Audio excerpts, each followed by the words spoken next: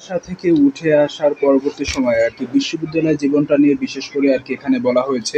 আমরা যদি দেখি এখানে তিনি আরকি সিনেমা সম্পর্কে আগ্রহ এবং তার শিক্ষক, তিনি যে বিষয়ে পড়াশোনা করেছেন, বিশেষ করে তিনি ইতিহাস নিয়ে তো পড়াশোনা করেছেন। তবে তার পড়াশোনার ইচ্ছা ছিল হচ্ছে মনোবিজ্ঞান নিয়ে, যেটা তিনি বলেছেন যে সেখানে আরকি ভর্তি হতে পারেননি।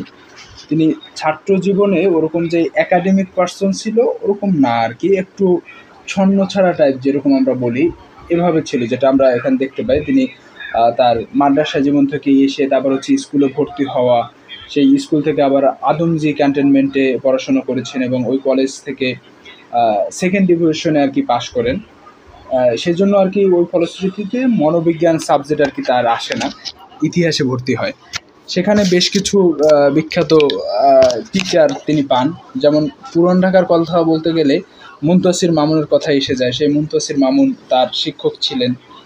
এরপরে তিনি যে লেখাগুলো লিখতেন, ইতিহাসে পড়ছেন, এখন একাডেমিকভাবে যেহেতু ইতিহাসে পড়াশোনা করেছেন, তিনি বিভিন্ন যে পত্রিকা মানে যে তার খাতায় যে লেখাগুলো লিখতেন, ওইটায় নাকি বিশ্লেষণধর্মী ছিল তার লেখাগুলো। তিনি একদম ইতিহাসের যে মুখস্থ করা সাল, তারপর হচ্ছে ইতিহাসের যে তারিখ এবং ওই সিলেবাস আকারে লিখতেন না। একাডেমিক জীবনের থেকে তার বাহিরে একটু সময় বেশি দেওয়া হতো। এরপরে হচ্ছে তিনি আরও শেয়ার করেছেন যেটা হচ্ছে আর্ট কলেজে তিনি তার বন্ধু-বান্ধবদের সাথে সেখানে বেশি সময় কাটাতেন। সেখানেও বেশ কিছু মানুষের সাথে তার পরিচয়। তারপর বিশ্ববিদ্যালয় জীবনের সবচেয়ে বড় প্রাপ্তি হিসাবে তিনি উল্লেখ করেছেন হচ্ছে আহমেদ ছফার সান্নিধ্য পাওয়া। যেটা হচ্ছে আমরা দেখতে পাই, যেমন তার স্ত্রীর কথা যদি আমরা বলি, সম্ভবত আহমেদ ছফার মাধ্যমেই তাদের পরিচয় হয়েছিল আমি যতটুকু আর কি জেনেছি।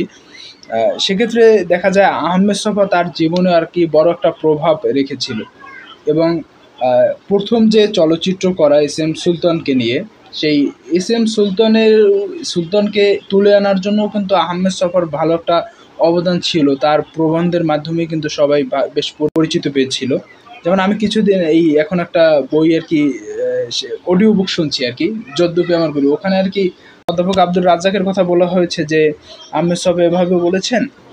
অধ্যাপক রাজ্জাকের কাছে আর কি পরিচয় করিয়ে দিয়েছিলেন ওই এস এম সুলতানকে। এস এম সুলতান তার বাসায়ও বেশ কিছুদিন থাকতো, তার চিত্রকর্ম নিয়েও কাজ করেছে। অর্থাৎ তারা কিন্তু একসাথে আর কি বলতে পারেন, এই নাম কয়টা বলতে গেলে সবাই একে অপরের সাথে এসে যায় এই ঘটনাগুলো।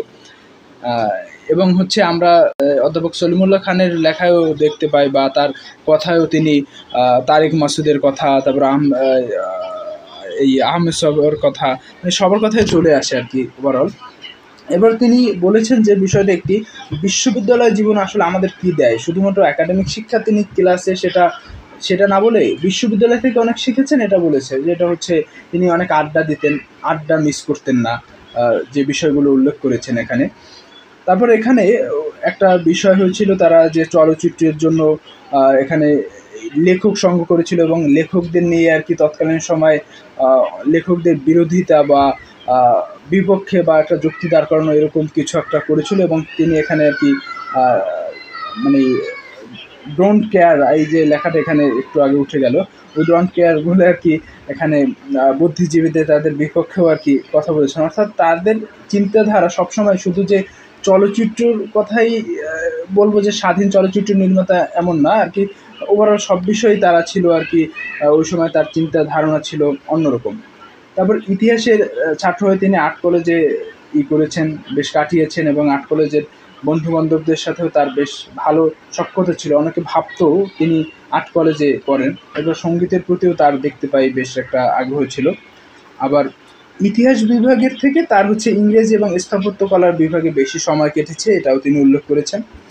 আর একটা বিষয় এখানে তিনি রবীন্দ্রনাথের কথা একটা কোট করেছেন, যেটা হচ্ছে বিশ্ববিদ্যালয়ের তোলা জলে আমার স্নান নয়, এটা আর কি বলেছেন। এই কথাটা আসলে আমিও এটা নিয়ে আর কি একটু, যদি কেউ জানেন এই বাক্যটা একটু অনুগ্রহ করেই করে দেবেন যে বিশ্ববিদ্যালয়ে তোলা জলে আমার স্নান নয়, এটা যদি একটু কেউ ব্যাখ্যা করে দেন ভালো হবে, আমার একটু জানা হয়ে যাবে।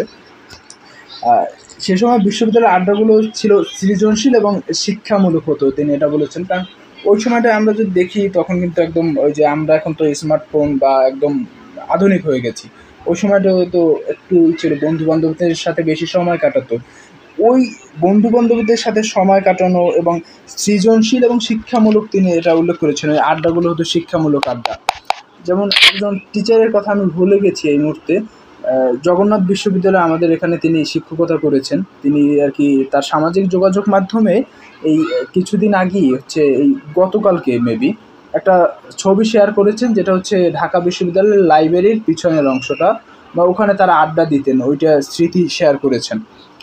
এই বিষয়গুলো অর্থাৎ বিশ্ববিদ্যালয় জীবনেও শিক্ষাটা শুধুমাত্র যে একাডেমিকভাবে আসবে এরকম না, বন্ধুবান্ধবদের থেকেও আমরা শিক্ষা নিতে পারি, বা অনেক আলোচনার ভিতর যুক্তিতর্কের ভিতরে বেশ কিছু তথ্য চলে আসতে পারে। তারপরে তার কাপড় চোপড় পরা একটু ভিন্ন ধরনের ছিল, যেগুলো পরতেন তাই এখনকার ছাত্রছাত্রীরা পরে কিনা, তার আর কি পড়তে সাহস করবে কিনা, এটা একটু ভিন্ন ধরনের মতামত তিনি বলেছেন। তবে তার এই যে বাউন্ডুলে বা বেহিমিপনার একটা যে ভিতরে কেটেছে বিশ্ববিদ্যালয়ের জীবন, অর্থাৎ তিনি মাদ্রাসায় থেকে যে উঠে এসে বিশ্ববিদ্যালয়, অর্থাৎ মাদ্রাসা সেক্টরটা কিন্তু অনেক নিয়মতান্ত্রিক, অনেক শৃঙ্খলার ভিতর থাকে, অনেক নিয়ম মানে তারা। সেই নিয়মের ভিতর থেকে এসে স্বাধীন জীবনযাপন, এই স্বাধীন জীবনযাপনের প্রতি তার একটা আগ্রহ, তারপর হচ্ছে এটাই হচ্ছে আমার কাছে মনে হয় যে তার স্বাধীন চলচ্চিত্রর দিকে একটা ভালো প্রভাব রেখেছে এই ট্রানজিকশনটা। তারপর তার সামাজিক অবস্থানের কথাও বা পারিবারিক অবস্থানের কথা তিনি শেষে বলেছেন যে মধ্যবিত্ত পরিবারের থেকে এসেছেন, এবং তার চলতে ফিরতে আর কি দেখা যেত তার চাচাতো ভাইরা তাদের সঙ্গে থাকতো, এবং তারাও বেশ সাহায্য সহযোগিতা করেছে, এবং তার খাওয়া একবেলা খেতে পারেন এবং সময় অনেক হয়েছে তিনি হচ্ছে সেটা আমল করেননি, এরকম উল্লেখ করেছেন। তবে বিশ্ববিদ্যালয়ের কাছে আমার প্রাপ্তি অনেক, এটা তিনি উল্লেখ করেছেন। অর্থাৎ বিশ্ববিদ্যালয় থেকে যে কথাগুলো বললাম, তার যে শুধু যে বিশ্ববিদ্যালয় হয়তোবা তার ইতিহাস বিভাগে তিনি পড়েছেন, কিন্তু ইতিহাস বিভাগ থেকে হয়তোবা তার আগ্রহের বিষয় ছিল না। তারপর বিশ্ববিদ্যালয় থেকে তিনি অনেক কিছু পেয়েছেন, যেমন আড্ডা বলেন, তারপর হচ্ছে নতুন একটা ধারা, নতুন মানুষের সাথে যোগাযোগ, এই সব কিছু মিলিয়ে ওভারঅল এই প্রবন্ধটা আলোচনা করেছেন। এবং তবেও আমি কুয়াশা ছিলাম, এটাই হচ্ছে মূলত এখানে আলোচনা, অর্থাৎ ভিন্ন ধারায় ভিন্ন চিন্তাধারায় চলে যাওয়া, এটাই মূলত এখানে উল্লেখ করা হয়েছে এই প্রবন্ধে।